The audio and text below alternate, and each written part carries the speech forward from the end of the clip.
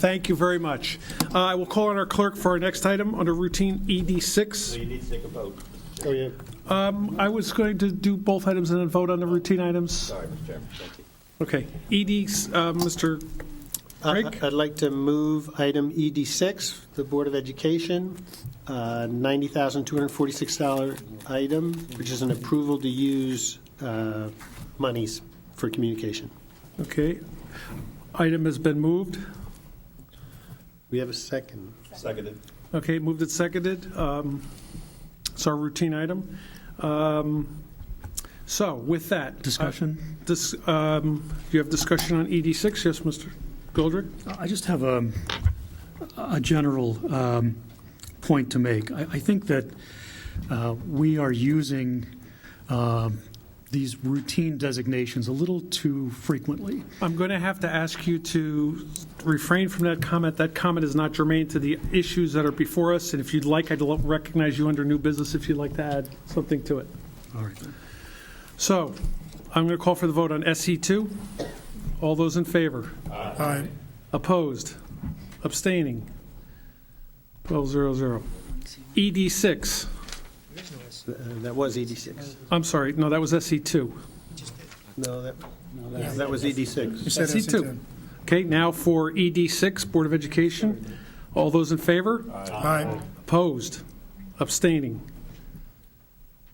12-0-0. Non-routine applications. Mr. Johnson from Budget Committee. Mr. Chairman, I move that we approve $20,000 additional appropriation for PZ1. That's on behalf of the Budget Committee. Do I have a second? Second. Second by Ms. Targeted. Committee reports. Mr. Chairman, the Budget Committee took this application up. Diane Fox from P&Z appeared before us, explained that $58,000 was in the 2013-14 budget for architects, engineers, and consultants to develop the Coscob neighborhood plan. To date, they have spent $57,000 and still need to work on other significant town studies. Therefore, they're requesting $20,000 for additional engineering funds. The Budget Committee voted 4-0-0 to approve the request. No other committee took this up. Discussion on item PZ1. Mr. Raymer.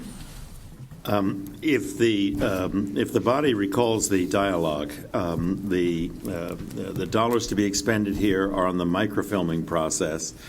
We also had a dialogue with the Wetlands Agency, the Inland Wetlands and Watercourses Agency, in which it came to our attention that they, rather than microfilming, were reducing their copies to electronic medium. Jeff, this is for the engineering. I think you're one item ahead of us. I'm sorry. This is I'm sorry. PZ1. Okay, I beg your pardon. Yeah. Thank you. Okay. I'll save my remarks. I will call on you when we get there. Okay, further discussion on PZ1. All those in favor? Aye. Aye. Opposed? Abstaining? 12-0-0. Mr. Johnson?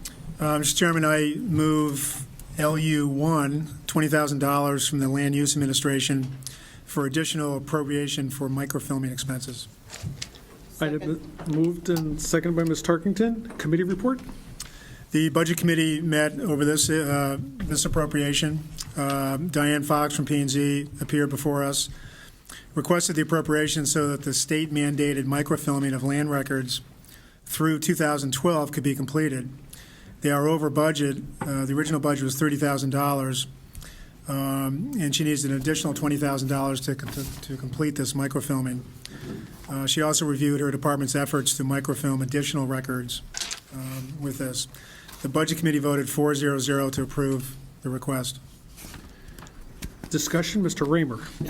If I may now address this $20,000 item. Take two.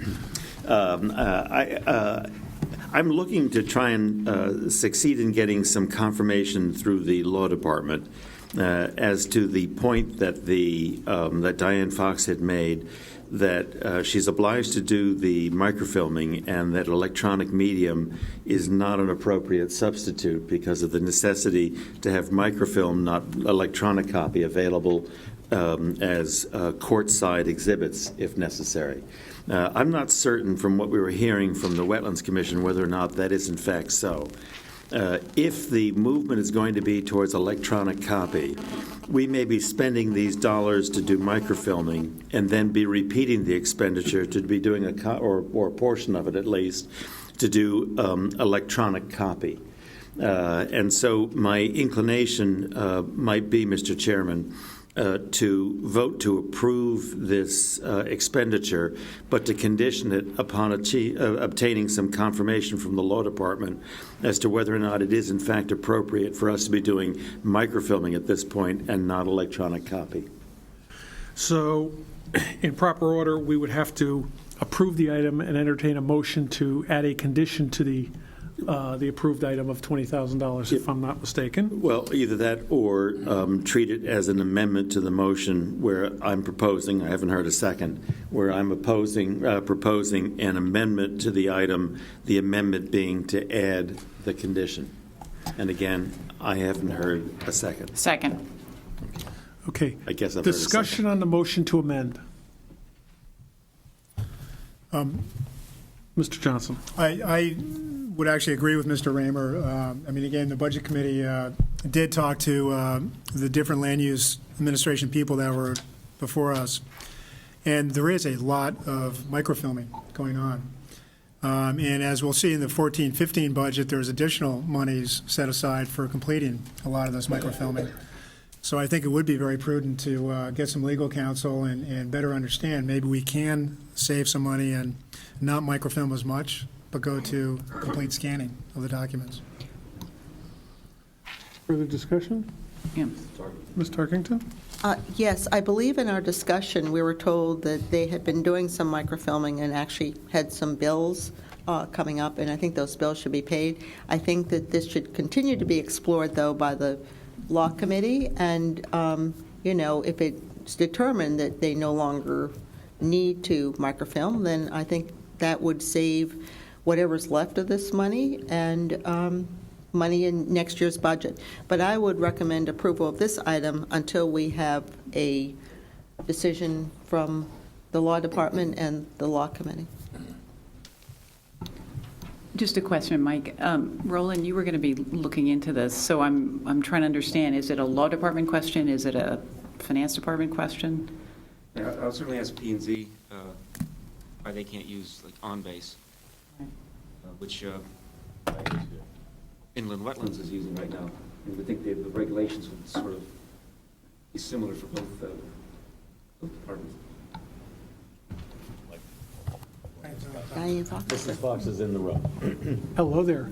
Could you shed any further light on this for us? Good evening. Welcome. Good evening. Thank you very much. Thank you for hearing this. We have contacted the state archivist, which is under the state statute with regard to the types of documents that are considered the legal documents, and we are awaiting word. After the last meeting, when we were there, we thought, well, we'll contact the state archivist. We have asked the law department, Mr. Raymer, on your point about the digital records going to court, but there are two different issues here. So I'm waiting to hear from the state archivist. Katie and I have been both back and forth with them, and I have not had a final determination by the state archivist on the nature of legal records for planning and zoning, and that's separate from the court issues altogether. I would ask, and I'm happy to do so, the on-base system, as I mentioned to at the committee meeting, we have been already doing digitalization of our plans and our files since the 2011 applications. So we are in the process of doing that. The microfilm money for next year's budget, which we can get into at another time, of course, is what I call a placeholder, so that if we find out that we can do and is considered to be legitimate just the digital documents, we can probably reduce, if not take out that money. So that is something that's in the works at this point, and we hope to have an answer for you within the next week. But I need something in writing from the state archivist as well as the law department on that, so that we feel secure on this. And again, I haven't looked at the wetlands regulations compared to ours, but there could be a difference, and that's the other reason why we asked the law department on that question. Mr. Chairman. Thank you, Mr. Raymer. if I have collaboration from my second, I would modify the commission, the motion that I had made. I would condition, I would make two changes. One, I would propose that there be authorized the release of funds as necessary to pay the bills that have already been incurred, as pointed out by Mrs. Tarkington. I'm not trying to create a late payment setting. Thank you. Secondly, on the condition, on the remaining funds, I would be satisfied if my second would be satisfied that that the release of funds are conditioned upon your receiving advice either from the state archivist or advice from the town attorney that the microfilming is required and necessary, that if you were to receive such instruction from either of those two bodies, that you're free then to use the funds, and we'll hold a further discussion with your office regarding the budgeting for the upcoming year. Is any of that or all of that satisfactory to my second? Then, Mr. Chairman, if I may, that's the proposed amendment before this body. Okay. Sorry it's so wordy and long. Mr. Raymer, I wouldn't expect that. And the chairman will repeat it for us. No, he won't. One question real quick. Are you okay with Mr. Raymer's Mr. Raymer's reruns? never short. Okay, Ms. Tarkington. May I ask Mr. Raymer a question? Mr. Raymer, this condition, is it necessary for P&Z to come back to this board, or can they just send a note with what information they received from the state with, their conclusion? I mean, I've not asked that they come back to this board. This is a very intelligent committee appointing authority, and Mrs. Fox will know when she's received the appropriate advice and instruction, and at that point she's free to, as far as I'm concerned, to release the funds unless this body feels differently. But you're putting us subject to release on some of this money, which, if it subject to release comes from us, we have to release it. No, I've proposed that the funds are approved subject to the satisfaction of a condition. It was not a subject to release by the BET. I've imposed a condition that the balance of the funds are free to be spent at the moment at which Mrs. Fox, in her capacity on behalf of the Planning and Zoning Commission, receives advice either from the state archivist or from our town attorney that this microfilming is required to be making a state copy which satisfies state law. The only problem might be if there are bills that are currently due and she doesn't receive word, we're holding up those payments. No, it was the first component of my change was that we're approving the release without condition of the funds necessary to pay the bills for the microfilming that she has already done. Further discussion on the Amendment. revised motion. No, it's the amendment. You're voting on the amendment. Revised amendment. All those in favor? Aye. Opposed? Abstaining? Thank you. Mr. Johnson? You have So to- now you need to vote on the I'm sorry. item as amended. On the item as amended, LU-1. All those in favor? Aye. Opposed? Abstaining? Thank you, Mr. Chairman. Okay, Mr. Johnson, NW2. Mr. Chairman, I move that $950,000 of additional appropriation for Project Renew be approved. So moved. Do I have a second? Seconded. Seconded by Mr. Raymer. Committee report? The Budget Committee met last week with Alan Brown, Andy Fox, and Ray Augustine of Nathaniel Witherall. They are requesting additional funds to complete 4 smaller projects that have been put on hold with the hope that they could be funded out of the project's contingency fund. Due to unforeseen costs such as rock removal, HVAC requirements, and elevator modifications, there's not enough money left in the contingency fund. The projects that they are looking to fund include nurse station and corridor ceiling work, tower balcony enclosures, and nourishment stations. We also heard from the group that Nathaniel Witherall does anticipate receiving historic tax credits of up to $4.4 million that, once approved, would be repaid to the town's general fund. The committee voted 4-0-0 to approve the request. Discussion on the item.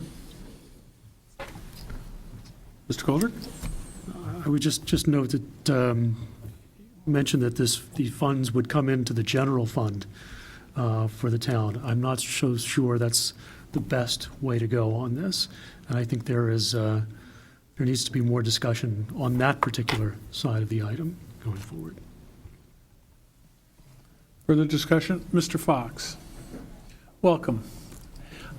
Couple of questions for you. The items that you're asking for the extra money and the added contingency, these are in the original scope of Project Renew? Correct. Okay. And on the historic tax credits, you anticipate that we'll receive those in fiscal 15? Correct. This fall, we cannot receive the funds till we receive a certificate of occupancy, and we have to send an audited accounting of the project costs. And when those two items are received, then the funds will be released. Got it. Further discussion? Mr. Norton, do you have anything to add on this item? You're our representative on the building committee. I think it's been well covered, Mr. Chairman. Further discussion? Thank you. Next time somebody asks you to volunteer, Mr. Fox, just think about that. He's going to say no. A sincere appreciation for all the building committee's hard work. We have the fire department building committee. We don't know we have building committee on fire, but we have Nathaniel Witherall, we have me, so that's a lot of volunteers, a lot of hard work. Mr. Fox is now on the Planning and Zoning Commission, so he's made even bigger mistakes. We need to talk. Okay. No further discussion. All those in favor? Aye. Opposed? Abstaining. 12-0-0. That item is carried. Okay, that concludes our action items. The assessor's report is next. Good evening. Good evening, Mr. Chairman and members of the BET. I would like to present the Assessor's Office report for February 2014. In this report, we have the final totals for the 2013 grand list before the Board of Assessment Appeals hearings. The Board of Assessment Appeals hearings shall begin on March 4th and hopefully will not last longer than a week or two. To date, as of this afternoon, the Board of Assessment Appeals has 86 residential appeals, 7 commercial appeals, and 8 personal property appeals. And the deadline for all appeals to be filed must be with the Board of Assessment Appeals or postmarked by February 20th. In addition, the senior application period for the state and local personal property tax relief has started February 1st. We are now taking all applications which are due by May 15th.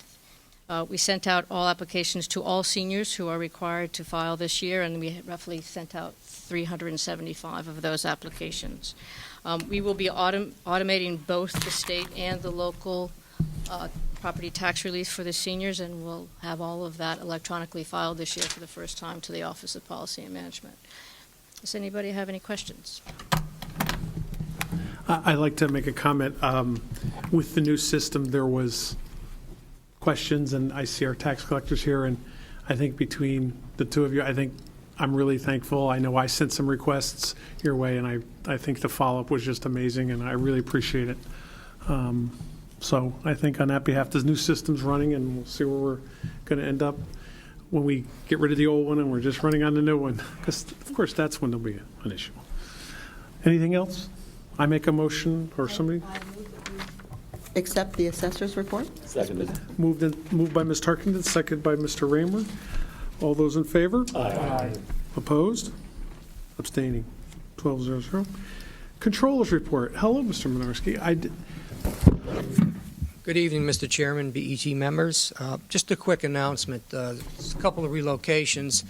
If you ever had reason to work for either the internal auditor, the risk manager, or CDBG, the CDBG and the risk manager are no longer over here on the right. They've been relocated downstairs to where the health department used to do the tick testing. And the internal auditor has joined the risk manager. So now the risk manager and the internal auditor, who, as you all know, work very closely together, are actually physically in the same area. So if you ever need them, they're no longer adjacent to the law department. Where is the tick testing? Downstairs. Slow down, okay. You go, as this building's situated, it's as far right and in the corner in the basement. Oh. Straight down there. They're hard to find. Okay, go there. By design? Okay.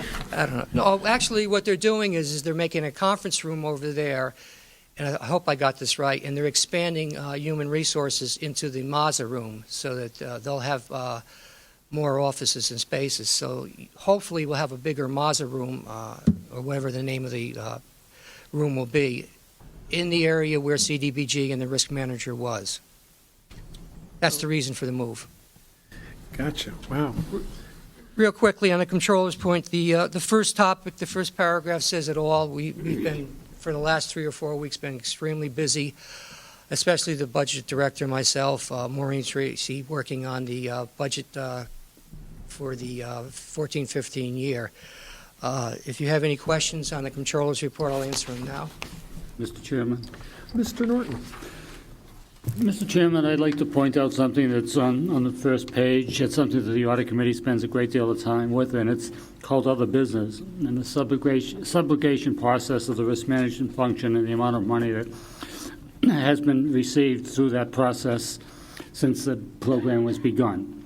I think it speaks very well of the services and the function and the job that the risk manager does and the ability to collect over $500,000 in subrogation matters. And the audit committee spends a great deal of time with this because it's it's money to which we're entitled. Very good. Further comments on the controller's report? Now that I've read them, I'm willing to move this to be accepted. Hang on one second. Nancy? Yeah, Mr. Chairman, I had just one quick question on the Sandy claims. Do we anticipate getting additional FEMA money in addition to this, the 1.4 million net? The answer is yes. Uh-huh. It'll be, excuse me, a large amount of money. We don't know the exact amount. For example, the $200,000 deductible that we didn't get is automatic. But that's, as noted in here, the FEMA claim is led by the First Selectman's Office and Dustin Anderson.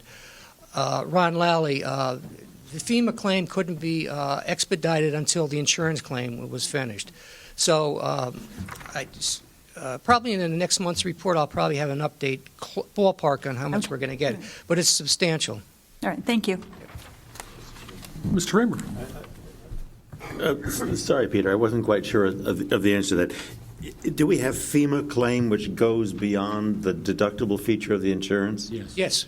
Oh, I see. A large amount, yes. And so that's what you're going to report to us on at the next meeting, or probably the next meeting? Probably, yes. Thank you. Mr. Chairman, I can clarify that. Mr. Norton. The FEMA, the way in which FEMA works is that after the insurance is settled, which has been done, even though we haven't received the proceeds yet from it, everything then goes on to FEMA, except what they will not include. And that does incorporate the deductible that was included in the insurance settlement.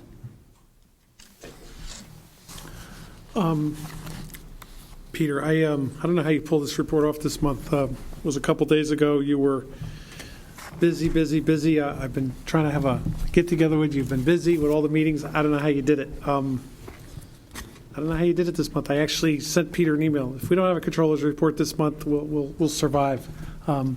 Thank you very much. You're welcome. I'll entertain a motion to accept. Moved by Ms. Tarkington, seconded by Mr. Raymer. All those in favor? Aye. Opposed? Abstaining.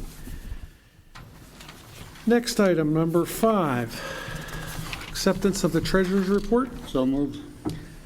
Moved by Mr. Norton, seconded by Ms. Tarkington. Discussion? Question? Mr. Finger, I think. Yes. Cash forecast, or did I miss that one? Is that part of your control? I sent an email today, and I put a copy. Okay, is this the right time, or should that? Oh, no. You. I'm sorry, you have a question. Yeah, question I have is, I'm looking at the total cash as, let me see, so we are, January, we have 148. I mean, I know this is a projection, but if I just take this projection out to June, Peter, Yes.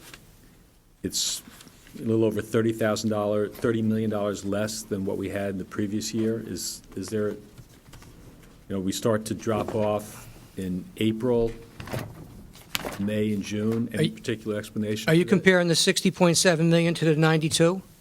Yes. Yes. The 92 has the prepayments. So you get it Oh, at has 20. the 30, You got to back out the prepayments that come to the tax collector's office. but that, doesn't the 60 million, 60.78, does that have it? Prepayment? No, it doesn't have Prepayments, it. it doesn't have the $20 million of prepayments in it? There's no repayments in it. We can't, because when it happened a couple years ago, we didn't expect it, and we just can't assume how much we're going to get this So- year. so- So to answer your question, the difference is the prepayments from last year, which was around 35 million, has to be backed out of the 92 million. Okay, thank you. Got it. Okay, so can I I had a motion and seconded. Further discussion? Okay, all those in favor? Opposed? Abstaining? 1200. BET Standing Committee reports. I need to go slow here. I've got some notes. There is no Audit Committee report tonight. I don't know why. The Audit Committee finished at 5 o'clock tonight. I don't know why we don't have a written report. So we'll postpone, and I know there's some hot issues on there coming out of audit. We'll have those next month. The Audit Committee was postponed this month due to weather, right? Yes. Okay, so Human Resources, you should have the report in your package, but Ms. Weissler, I think you wanted to make an added comment to that? Sure, just a few comments. The HR committee did meet in January and February to review proposed new positions with department heads and appointing authorities. The review excluded the Board of Ed and Fire. As you know, due diligence into the proposed fire staffing is ongoing by the Budget Committee. Just to highlight a few points, first, excluding fire, the first selectman's budget reflects a flat full-time head count. And if you look at it, it shows an increase of 6 full-time positions offset by a position reduction of 1 at the GRIF and 5 in HR for the rollout of the human capital management system. However, in its report, the committee noted that the savings from these HR headcount reductions and outside vendor fees will be offset by the cost of the ADP contract. Second, the HR committee voted on each proposed position. The committee is recommending to the full BET that the proposed new positions at Nathaniel Witherell to support the rehab unit and the position of plan examiner in DPW's building division be retained in the budget. As for the law department's proposed new full-time paralegal position, the HR committee is recommending a part-time position, which will result in significant benefit savings. Likewise, in reviewing the position for PZBA's administrative assistant be upgraded to full-time, the commission recommended that another part-time position be created, again noting the benefit savings. Included in the first selectman's budget is a proposed upgrade of the Conservation Commission assistant from part-time to full-time. The committee's vote on Bill Drake's motion, seconded by me, to retain this as a part-time position was 2-2. Bill and I noted the important role that the Commission plays, but cited the current budget constraints and the impact of additional benefit costs.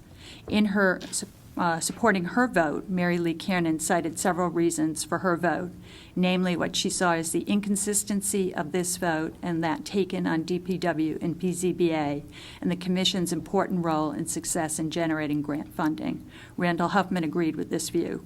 And finally, in terms of thinking about the bottom line impact of this budget, if we take into account the committee's recommendations and if we include the Conservation Commission position as full-time, the incremental compensation expense is about $650,000. Offsetting this is Nathaniel Witherell's projections of increased revenues, about $500,000, reduction of about $30,000 from law. So the net increase is about $120,000.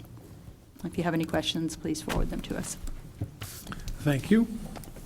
Policy procedures law. Okay, number 7, BET liaison reports. I know we have a revaluation report included and went out in a package.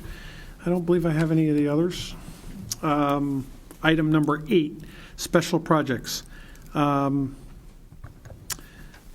Cottage, Ms. Kiernan, you have a meeting on that scheduled, your next meeting?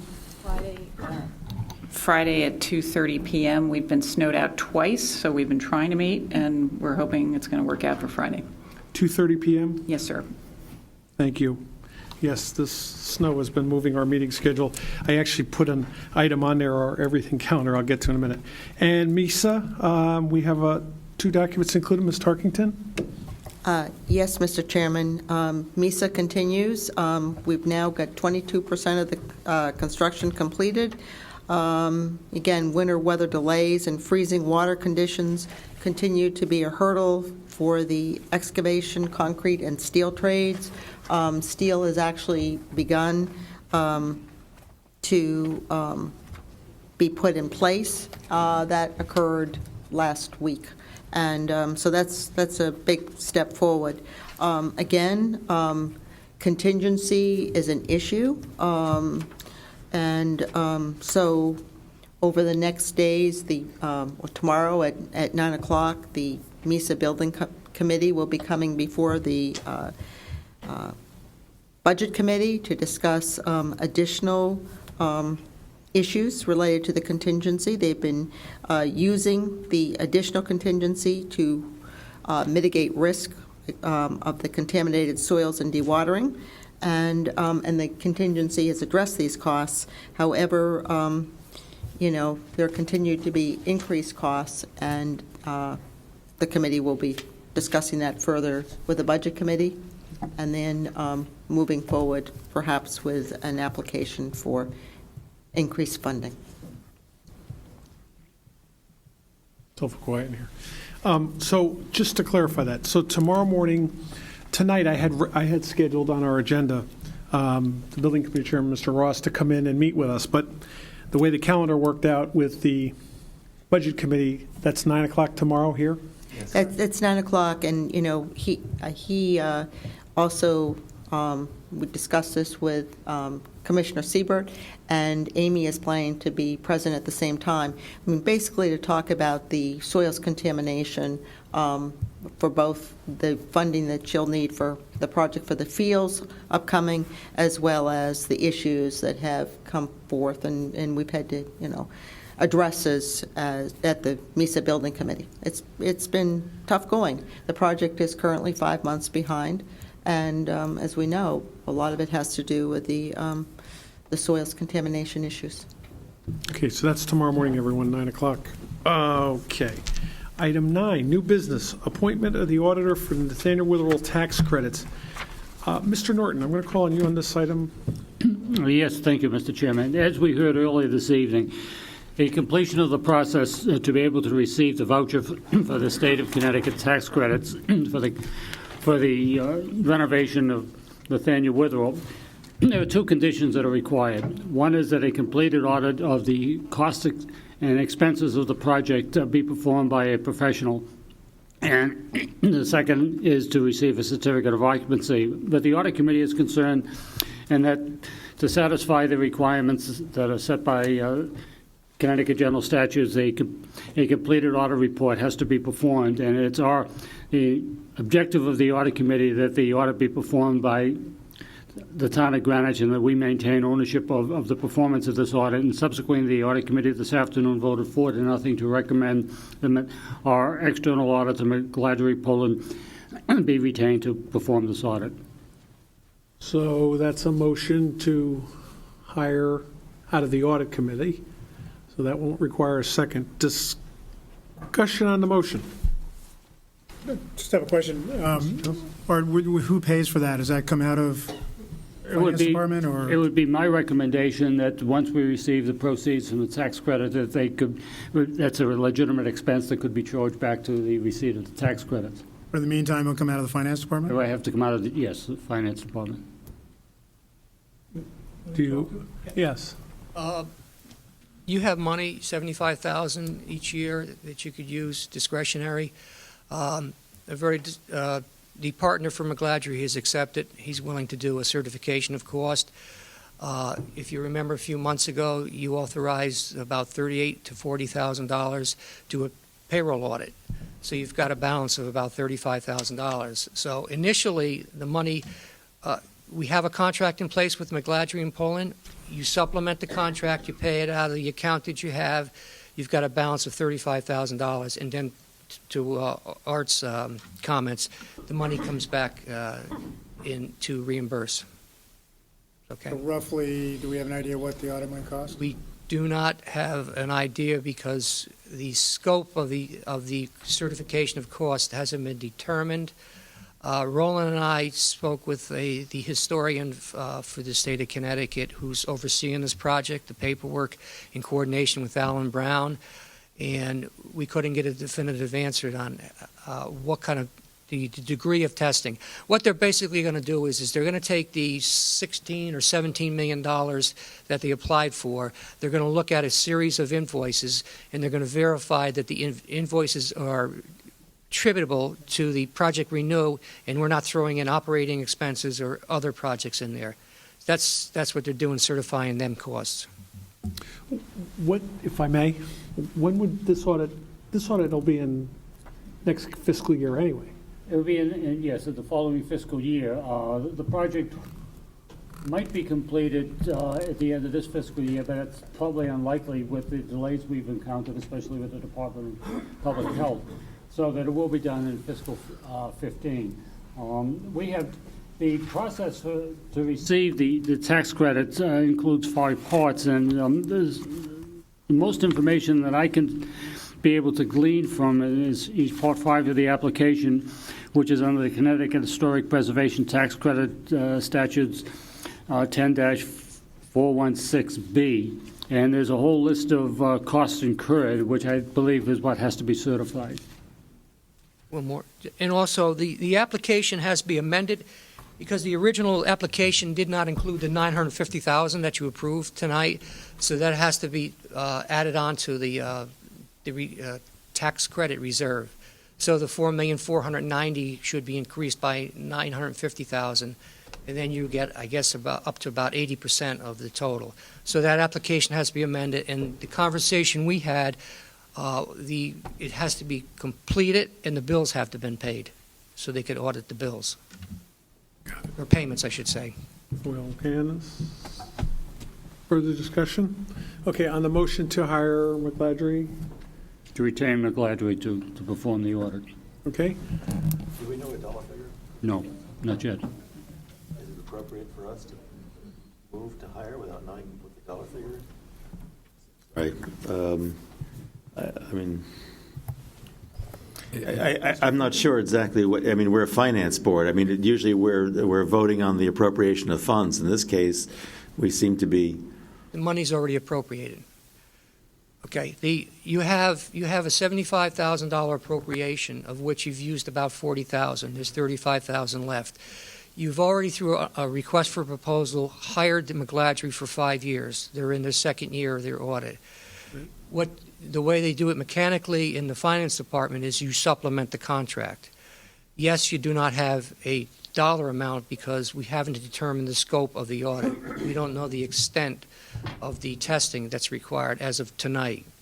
So there is no dollar figure, but you already have the money appropriated. So technically, you're just retaining McGladrey to do the certification of cost. And that's how it's written, too. If the money's already appropriated, isn't it simply within the province of the finance department to make the hire?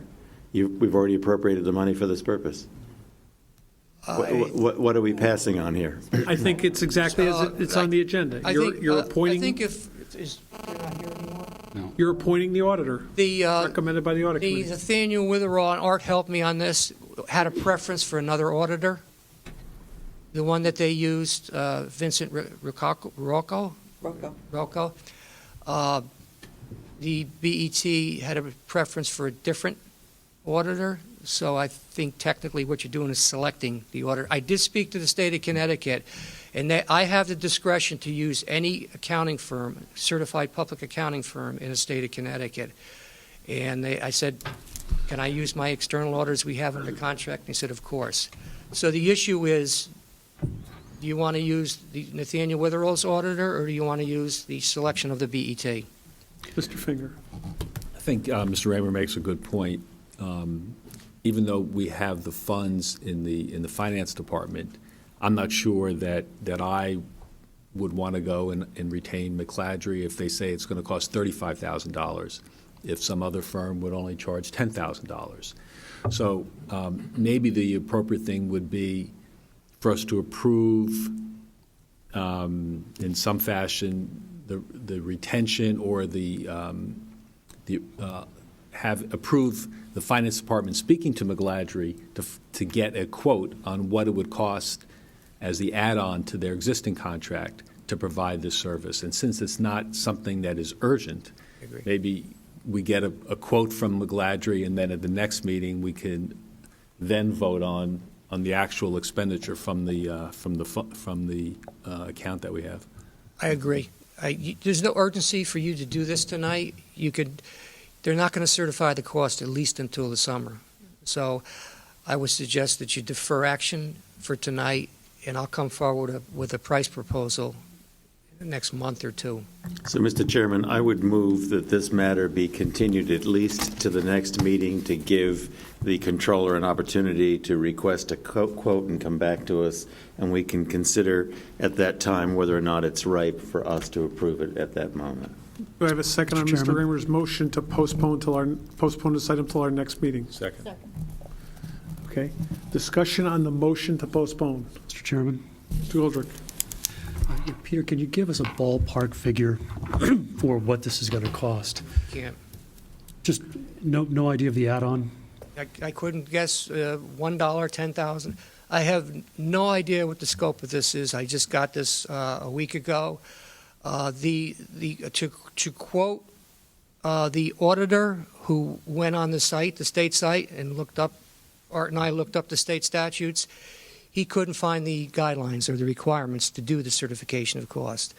So the auditor, myself, right now are at square one. We're trying to figure out the scope of the certification of cost. We know it's required, but I couldn't even venture a guess as far as dollar amount. Then does this make sense to do an RFP, or do you feel that, given what the audit committee has already done in selecting McLadry, that's the due diligence has been done? We've already done the RFP. They're already under contract. This is an extension of something that they would normally do on a very limited basis because of the size of the project. Whether it's MESA, whether it's Central Fire, they're going to look at it to make sure that the cost. All you're doing is expanding the scope of looking at the invoices. So I'm going to guess that it's probably cheaper to use the existing auditor as opposed to doing an RFP and going out and hire somebody. It's a guess that the proposal is going to be less expensive. So you see this as having been under their purview when they were hired for 5 years. This sort of thing would come up, and we would be using them for this sort of additional audit. I wouldn't say this sort of thing, but I would say extra work, as I said before, with the payroll audit. There's going to, from time to time, you're going to want them to do a special additional work, and we've built in all the charges into the contract. So, yes, I'd say it's under their purview.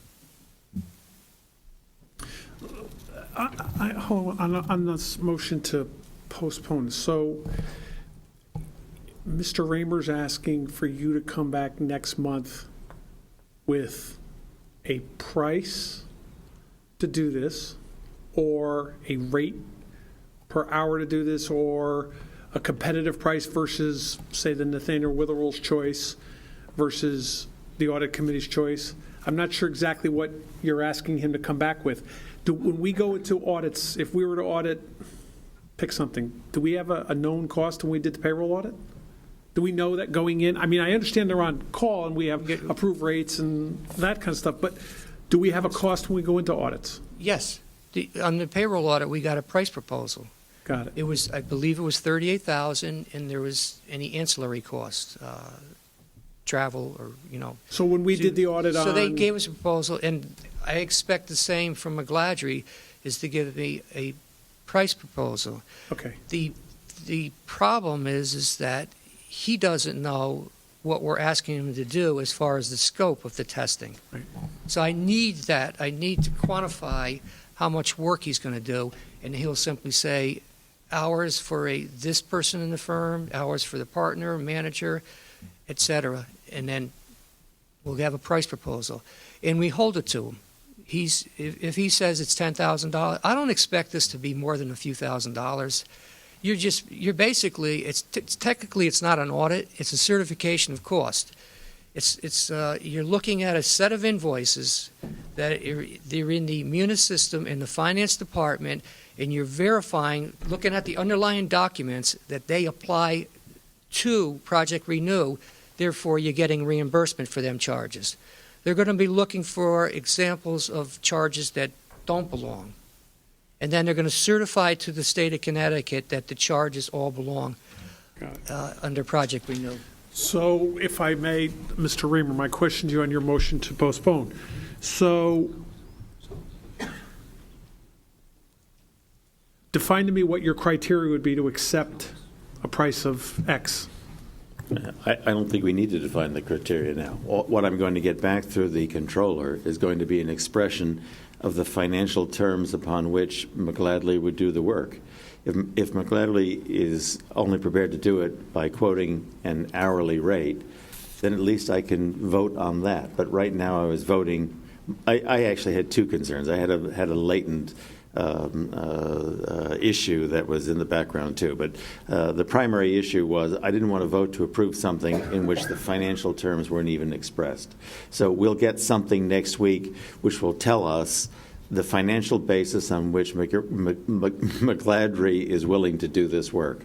The second issue that haunted me, to be perfectly candid with the chair, was we had people from Nathaniel Witherell for an earlier part of the meeting, and this item appears on the agenda. I assume that they were aware of the agenda, and I assume the fact that they left the room means that they know exactly what was going to be discussed and had no principal objection. Nevertheless, I wasn't quite 100% convinced of that, and I thought that the intervening month here would also give an opportunity that if for some reason they wished to be heard on this item, to raise some objection or concern or whatever it is, it would afford them the opportunity to speak at that time. If they're still not here at that time after it appearing on an agenda again, then I guess they're perfectly willing to go along with the audit arrangements which are being proposed by Mr. Norton. Just to repeat a statement I made earlier, I did have a conversation with Mr. Bankson. The preference was not for them to have their auditor. So there is an objection. All right, that's fine. Okay, on the motion as amended, on the motion, I'm sorry, let me rephrase that. On the motion to postpone the item till our next regular scheduled meeting, can I use those? Ms. Tarkington? Mr. Minarski, did we approve the amount of the HR, audit that you're talking about when they used McGladrey? It seems to me, Mr. Chairman, that this is part of Mr. Minarski's normal operating duties to hire our auditor, and as he said, this just perhaps adds a bell or whistle to something that they would routinely do anyway.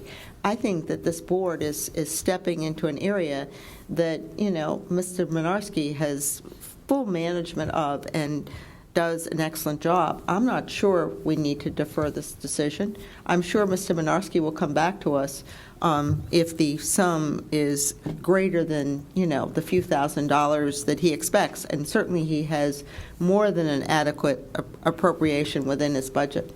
So, I just think we should, I do not support Mr. Raymer's motion. Okay. Further discussion on the motion to postpone for the month. Mr. Finger. Leslie, I don't think Jeff's motion has in any way questions Peter's capability. I think Jeff is articulated, and I agree. I think as a finance board, I'm uncomfortable with approving an expenditure without a dollar amount or at least a range. So by postponing it, we'll have a better idea as to what the dollar range is. And I think that's just the more prudent thing to do. Hang on 1 second. I want to clarify this. The money is already appropriated. The money is already appropriated in the 100 major object code of the finance department budget under line 140. not otherwise But classified. I don't expect it to be more than Oh, I $35,000. don't But if it came in at $40,000, we don't have enough money. And if it came in my opinion, if it came in at, so I don't think this, I agree with Peter, I don't think this is a major item in terms of dollars. But if it came in at $25,000 based upon what we know today, I might say, I don't want to retain McGladrey. I'd rather go out and look at somebody else and get a quote from them. I'm 100% in agreement with it. If you had approved them tonight and they came back with a price quote of $25,000, I'd be back before you. Right, Just that's to say, what I make would it expect. competitive. Right. I can't see this, unless the state says that we need every single invoice audited from top to bottom. Okay. This is just, again, it's a certification of cost. On It's the not a motion, full-blown audit. I'm going to, Ms. Wessler, I'm sorry, Mr. Norton, I skipped you, but I'll go right back to Ms. Wessler. Given that we've heard from Mr. Medarski that it isn't time critical that we can hear next month, I guess I support Mr. Ringo's motion. Seconded. Mr. Norton? The point I was going to make is that we approved the HR audit for McGladrey without knowing what it was going to cost us. Mr. Drake? For the reasons that Nancy said, I do agree with Bill and with Jeff, since Peter said no delay is going to occur by learning the scope and then asking McGladrey to quote. So I think it makes sense to defer to the next meeting. Okay. Mr. Goldrick? Just last small point. If Nathaniel Witherall has a preference for another auditor, at least we should hear the reasons. I don't know how hard they pushed or whether it was a minor suggestion or for whatever reason, but it might just be worth hearing them, and we don't know what they would have said if they were here tonight. I think they have a comfort level, just like I have a comfort level. Art and I have a comfort level with McGladrey and Poland. Vinny Rocco has been around for a number of years. Roland and I, even when Ed Gomo was here, we worked with this firm to put the allocation system in. I think Mary Lee brought it up. So I think it's just they have more comfort in their auditor, and the BET has, the audit committee has comfort in our auditor. Ms. Tarkington? I was just going to add, I don't believe he's with that same accounting firm any longer. He's not. He's with something Davies, O'Connor Davies, et cetera, et cetera. Okay. On the motion to postpone, all those in favor? Aye. Opposed? No. I'm going to call that 9-3-0. Abstaining? Okay. So the three against Yep. were Mason, Norton, and? Tarkington.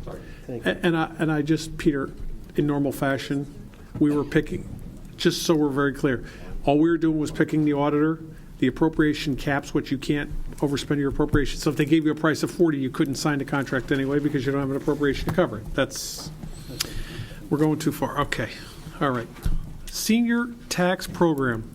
Let me give you the background on this real quick. This is a senior tax relief program. I want to call on our two liaisons to present this, Mr. Finger and Ms. Tarkington, but just as a background on this, why you have it on your item this way.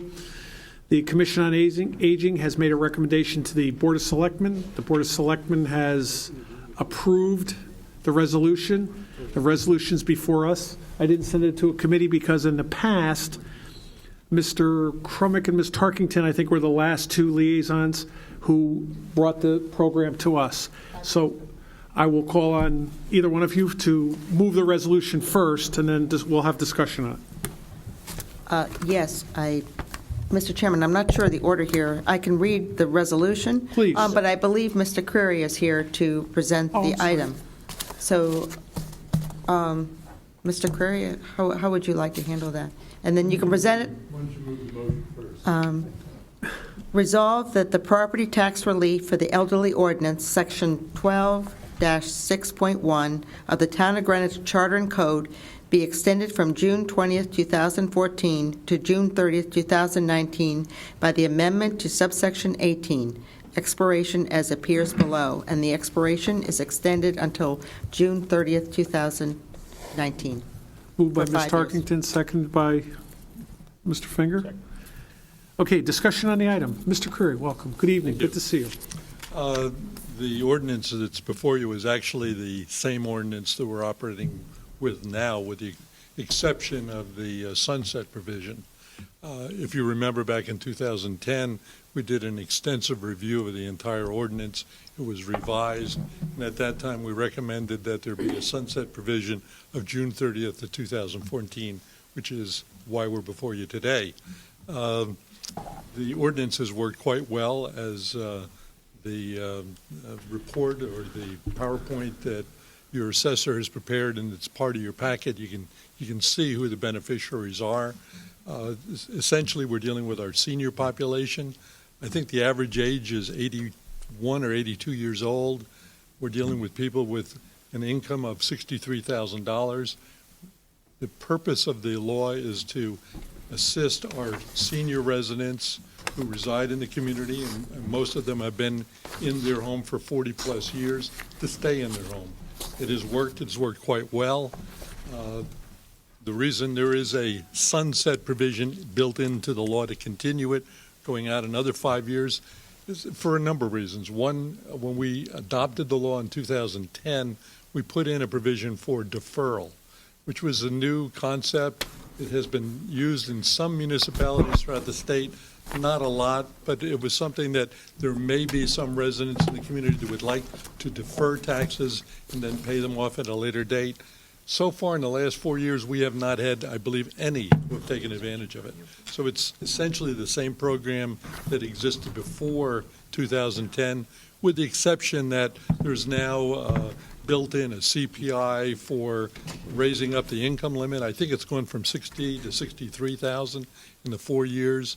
And there's also provision in there that allows the value of the average house to be modified based on market conditions. And if you review it, you can see that that number has changed annually, but it's essentially it's pretty flat from where it was in 2010.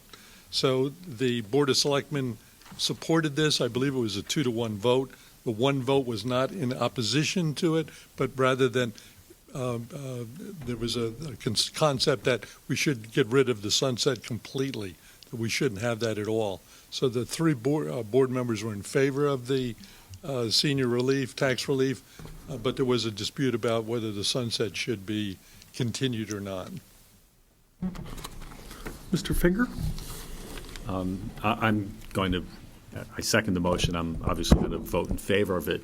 But I just want to clarify something. I was just informed a couple of hours ago that apparently there was a statement made or a misunderstanding at the Board of Selectmen's meeting where it was indicated that the BET and possibly Ms. Tarkington and I, as representatives on the Reval group, were the ones who wanted the sunset. The way it was presented to us was there was going to be a 5-year sunset. So we didn't really have much of a discussion about the sunset other than that's what it was going to be voted on by the Board of Selectmen. And if that was what they were going to vote on, then that was fine. I do support this, and it's been a good ordinance. It's benefited quite a number of people over the last 5 years. And if it's appropriate, Mr. Chairman, at some later date, whenever that might be, if the Board of Selectmen were to reconsider or to consider an amendment to this ordinance, if it's passed, to eliminate the sunset, I, for one, would be supportive of that. Question. I mean, we're using a Connecticut general statute here to provide this. We're operating it. So the sunset, to me, is for our opportunity to make sure that we're in compliance if there was a Connecticut general statute modification or change or elimination or a change in the rate. Is that why? That was, I think, the reason why we had the sunset back then. I think the original main reason was the deferral. There was an unknown about how many people might take advantage of it. I think another reason was the fact that the BET was concerned about the amount of funds that would be used for this purpose. As you know, the BET annually determines by appropriation what the dollar amount is.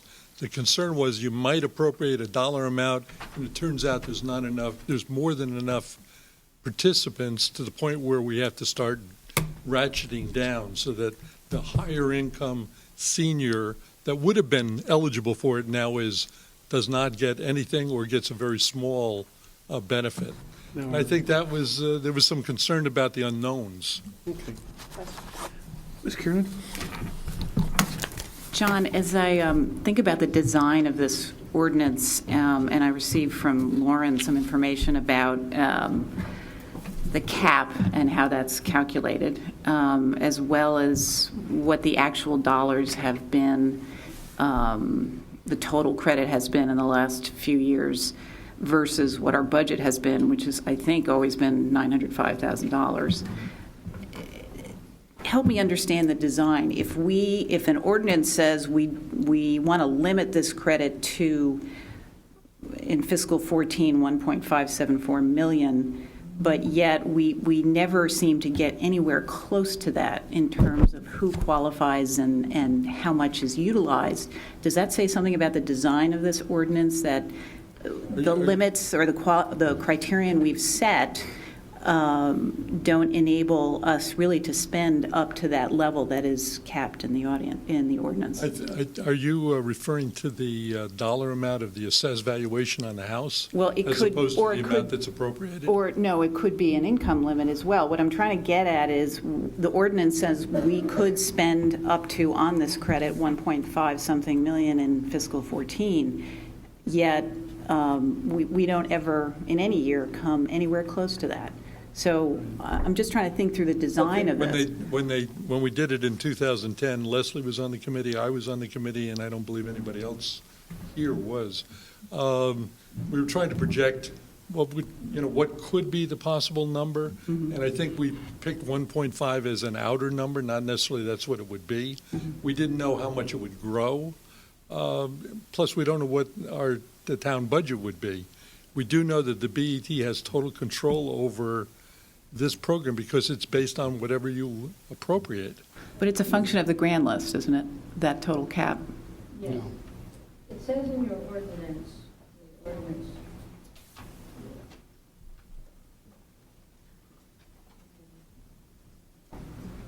it says in the ordinance that it is not to be greater than an amount equal to 1/2 of 1% of the total real property tax levied in the current tax year.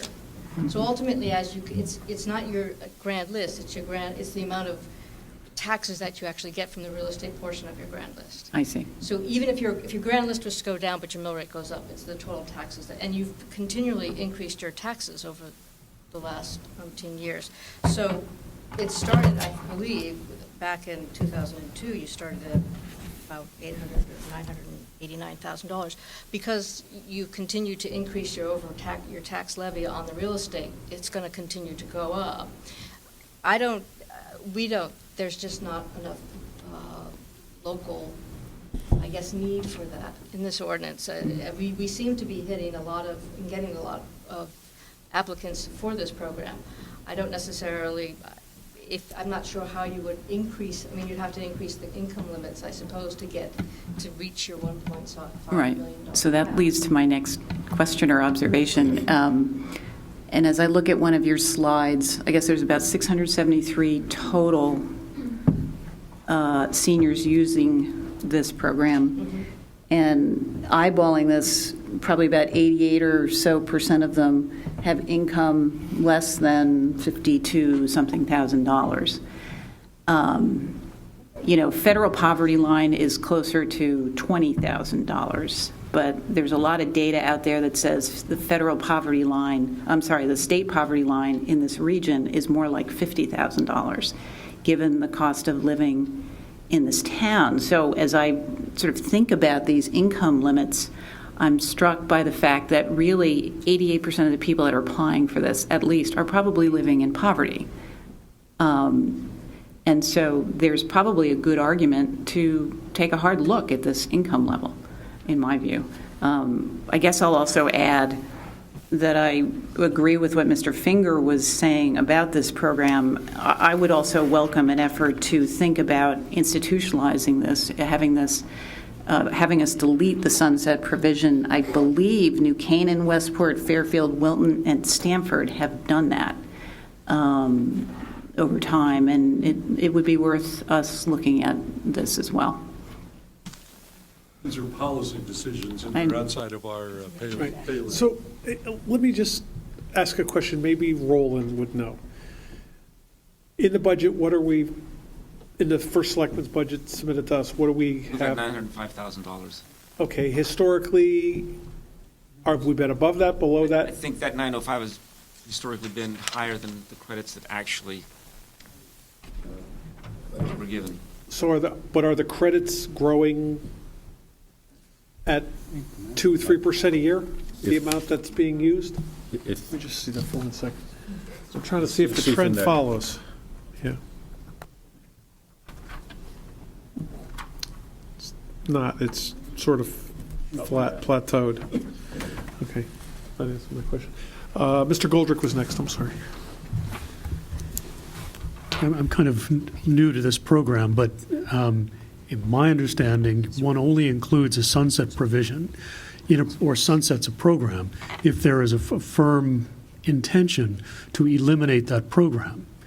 One can always make modifications to a program. You can change the limits or what have you.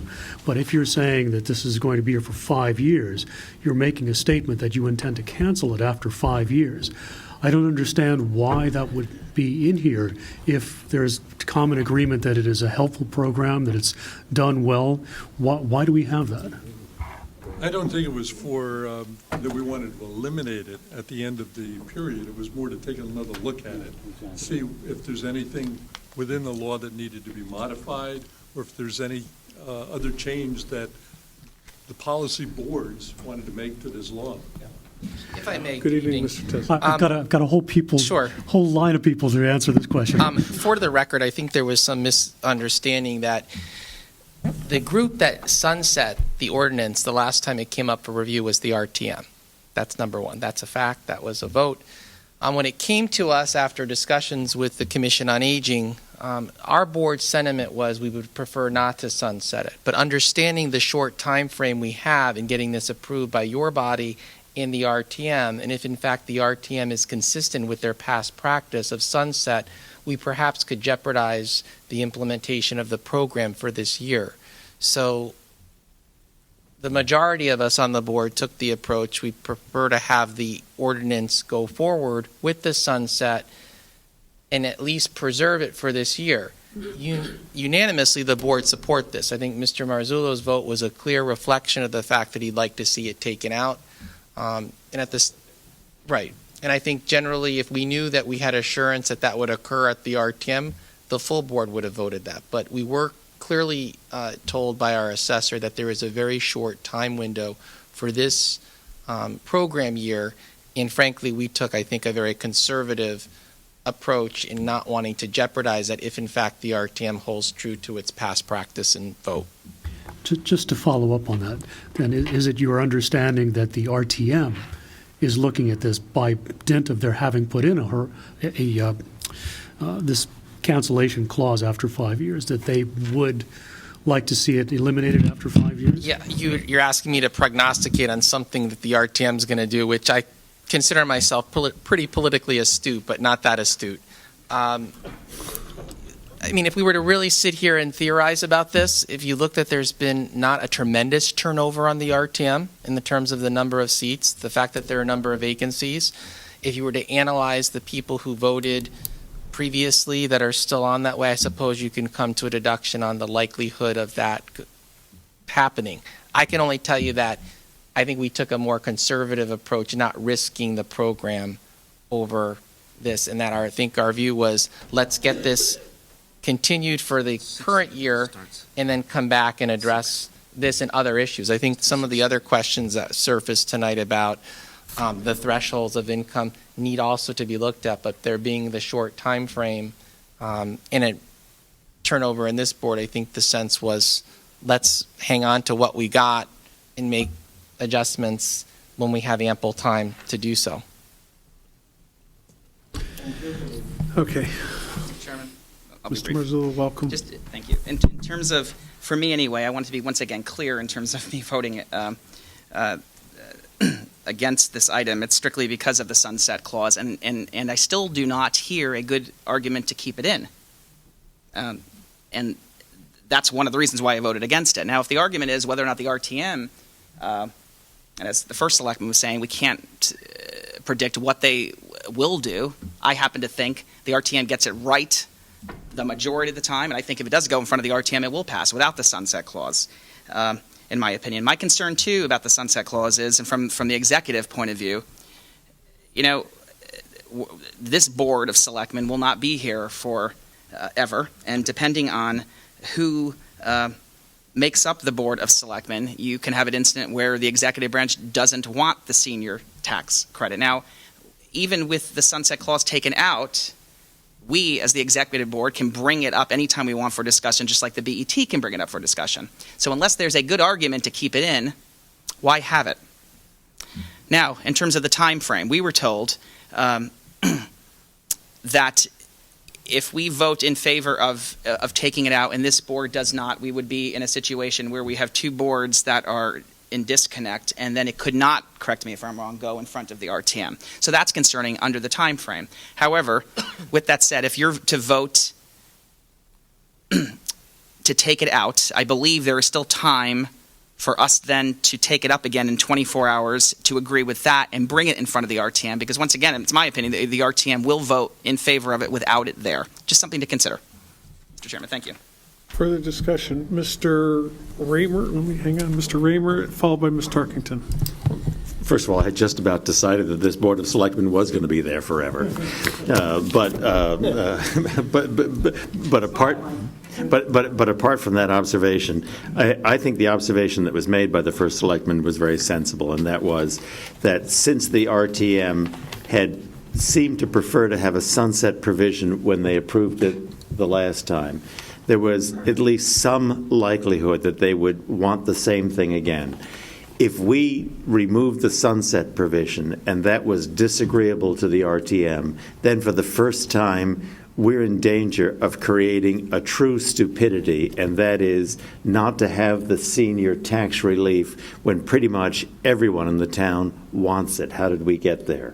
So it seems much more logical to do exactly what the Board of Selectmen did, and that is to pass the senior citizen relief with the sunset provision, send it to the RTM, have the RTM hopefully approve it in exactly the same form, and now we have the senior citizen tax relief in place. We, in our own good time, maybe promptly if you wish, can address the question of whether to make a modification in the instrument moving forward to remove the sunset relief. We can have a jolly dialogue with the RTM. They can debate it to a fare thee well and finally reach a conclusion. If they decide they're prepared to go forward with no sunset provision, then the modification is made.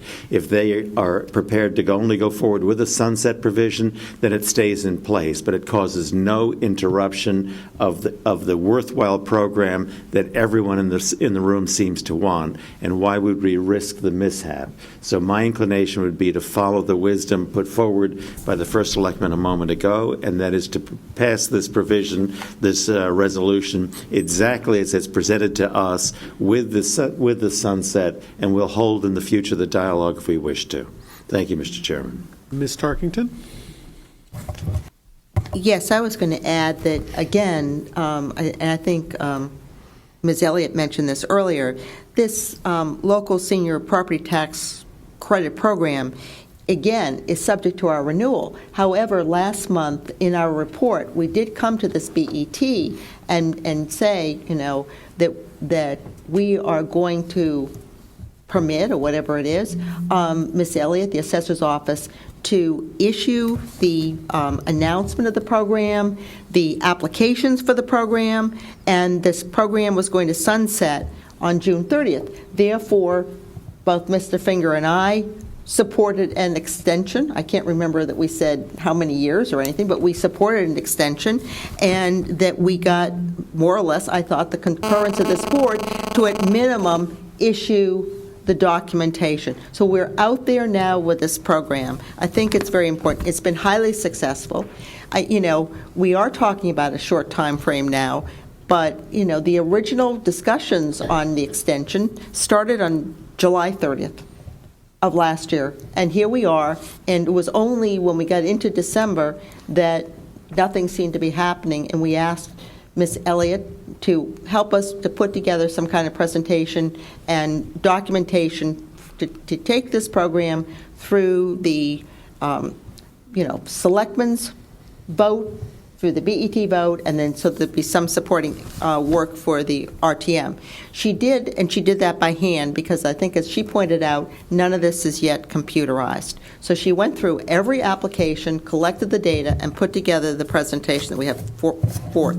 I would at least ask this board to support what you have before you this evening. I think it's very important to proceed and keep the program in place, which has been a highly successful program for all of the seniors that are eligible for it and who want it in town. Further discussion? Mr. Goldrick? I guess we're all agreed that we want this program to continue. I'm a little concerned about the uncertainties facing those seniors who are utilizing this program. What is their planning like for their own homes if they're looking at 2 years left or 1 year left, and the only reason the RTM would keep this sunset provision is if they had some intention to eliminate it at some point? Is the first selectman or the Board of Selectmen, are you offering a path to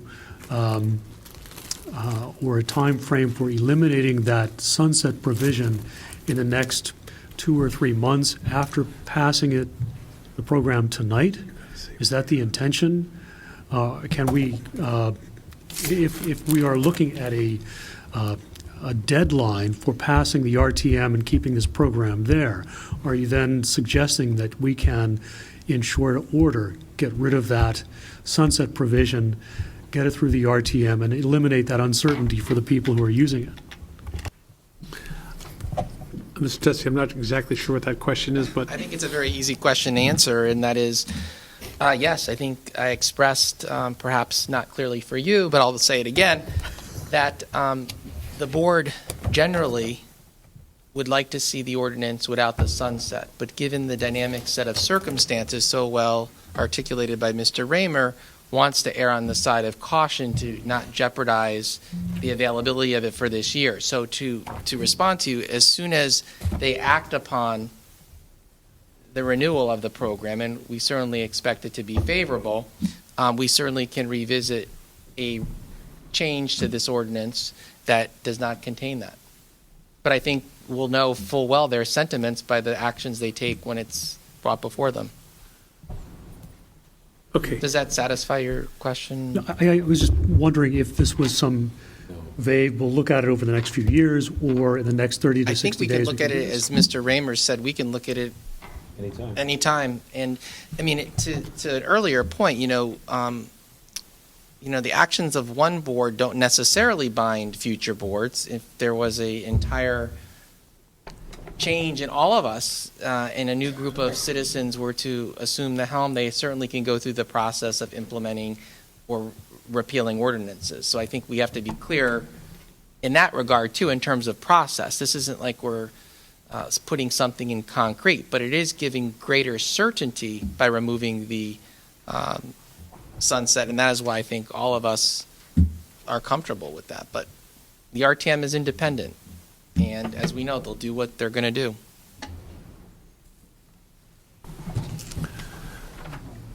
Before I call for the vote, Ms. Tarkington, Mr. Finger, thank you for not forgetting about this.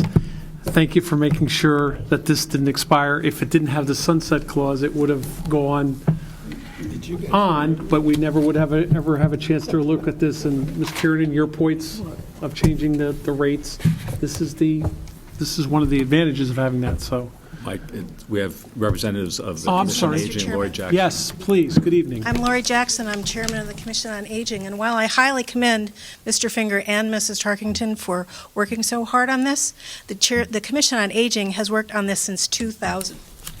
Yes, we are annoyed that this 5-year sunset has been put in. I recognize that we are in short order, and I do want to protect the program going forward. It does need adjustment, and we will continue to be vigilantly working on it. So while I commend them and Mr. Tessie, excuse me, as well, the commission has been working on this and does keep an eye on it. And that's our job. I understand, and when it comes to us, we'll take action on it, and as we always do. So we're all clear, this is part of our budgeting, because if we don't get this through the RTM, there's approximately $900 and something thousand that will be not eligible for credits, right? Well, I would say that we'd also have many seniors, hundreds and hundreds of seniors, that would be highly disappointed, and I would hope that that wouldn't happen. I think that would be a disappointment to probably most of us on this board, as well as many of the seniors. I certainly hope this board passes this and the RTM passes it, because certainly we have seniors applying for this program already who are in need and who need the program. Mr. Finger? This question, Mr. Chairman or Mr. Crary, assuming we pass it tonight, does this go on the call for the April or the March RTM meeting? The deadline for submission for March was Friday. So it would go on. It was already been submitted to the town clerk as it is in front of you. Okay, great. So if it's you on adopt the it as March- it is, we're all through. Okay, thank you. It'll be on the March agenda. There you go. Okay. Question. All those in favor? Aye. Opposed? Abstaining? 12-0-0. Thank you. Okay, I know I have an agenda here. Old business. Mr. Chairman? Mr. Goldrick. You were just going to recognize me for new business, or was it old business you were going to recognize? You have an item you'd like to put on the agenda for new business? It was an observation dealing with the routine applications. And I guess my feeling has been that this is being overused. Our routine applications are our version of the consent calendar for Congress. And my view is that these should be used only in very limited circumstances. If there's a resolution that Mother Teresa was a nice lady, and I understand that there are 4-0 votes on the audit committee, on the budget committee, but that should not substitute their judgment for that of the full BET. And I understand that 2 members can take something off of the routine items, but then nobody is here to discuss the item. The individuals who made the presentations aren't here to answer questions and so on. So I would just urge the Budget Committee members to be very, I can look at some of these other items here tonight that were not routine, but were discussed as to whether they should be under routine. If the Budget Committee is going to expend significant time discussing something, then it should be considered something that the full BET should also want to discuss and consider. Thank you very much for that. Thank you. Okay, under old business, I put on there our revised 2014 BET and committee's calendar. I do that, and I try to do that as often as possible. Obviously, I'm deleting the meetings that we've already had.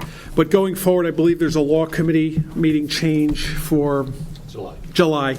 Also, what I don't have on that calendar is our normal protocol of attending the RTM district and committee meetings, which our longstanding practice has always been to do that, certainly in the month of May for the budget. And in the past, we've expanded that to April. So I wanted to try to give everybody a heads up. I'll try to do it. In the past, certain committees, I try to send sort of one Republican, one Democrat, because there's a fairly large workload. Some of the other committees, I try to alternate it month to month. So a district gets, one member of a party this month and the opposite the next month. So that'll be coming out. I'll work on an email on that.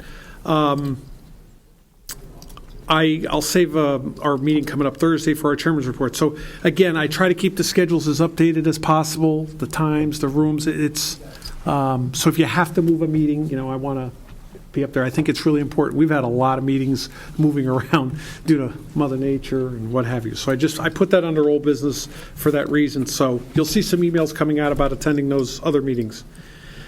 Approval of BET meeting minutes. Wow, tongue twister. January 22nd. Moved by Ms. Tarkington, seconded by Mr. Johnson. All those in favor? Aye. Opposed? Abstaining? Okay. Mr. Drake, do you have anything this month? No, I don't. Mr. Norton, No, nothing to report. you're not going to tell us about your vacation. You want to know? Mr. Norton's bride is doing well. She's well enough to get the credit card out and book them a trip to St. Thomas. And enjoy. You deserve it. I'm going to miss all your meetings next week, gladly. I won't take this, so I can do it on Skype. Mr. Norton is always good at sending me a picture of a cocktail in the sunshine and the water. He is quite the teaser on that. Time for the painkillers. Yes. Under Chairman's report, the last 5 or 6 weeks, we've obviously been busy. I can't say thank you to everybody enough for all your commitment. Everybody's been partaking. We've had running at least 10 people most of the time at the budget deliberations. Wish we could get some more RTM members there to keep them in the loop. I had a request for a change of vote, a lesson learned from me. After our last meeting, one of our members asked, can he change a vote? I thought it was sort of a routine thing. But every day we learn there's a process for that. So if any member does want to change a vote, you actually have to request it of all of us. I didn't quite understand that, and Mr. Raymer, thank you for your help getting me through that. That was a new one. I didn't. Ever arcane. Yeah, I didn't realize it was such a complicated process on that. But I did my best on following that through. With that, I look forward to Thursday night. Thursday night we're at Western Granite Civic Center. I don't want to see you at that pizzeria across the street. We do have a roundtable tomorrow during the day. I'll send out an email sort of how that works. Some of you have done that before. We had a lot of fun with it. That'll run from 6 to 9 p.m. Thanks, Parks and Rec, for setting us up with the room there. If we're good, Mr. Norton maybe can give us a quick tour because he was on that building committee and part of that. Was there a vote on the minute approval? Yes. 1200. I wrote 1200. Are you okay? I wasn't paying attention. Do you want to change your vote? Yeah. Can I change my vote? No. No. That's okay. With that, Mr. Blankley. All those in favor? Aye. Opposed? Abstaining? See everybody in the morning.